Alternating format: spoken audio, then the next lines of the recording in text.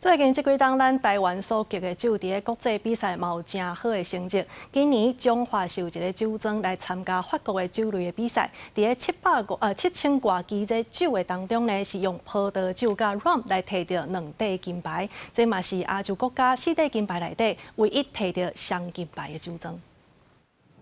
一拍一拍的葡萄，外皮也青青，嘛较细粒，这是专门用来结酒的乌河葡萄。中华利林镇是全台湾酒庄密度上悬的乡镇之一。今年有酒庄参加第16届法国里昂国际酒类比赛，伫葡萄酒类甲蓝酒类拢摕到金牌。这嘛是这个比赛举办以来头一个伫无共酒类摕到金牌国家。平时因无啉过这款的口味啦。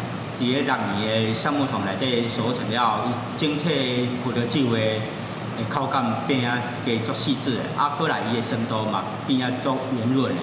台湾有学者到记者比赛，捌参与中研院台湾葡萄酒发展研究计划学者表示，法国里昂国际酒类是受法国政府管理的比赛，制度公正。台湾有结葡萄酒的技术，但是国外评审对台湾葡萄酒的气味较青分。学者认为这道调奖是真无简单的。台湾的气候就是做安酒的，甲酒香呢，按家己的特色。按这味的虽然受气候的变化，不过这味一定爱建立确定的味。 安尼消费者才有法度熟悉。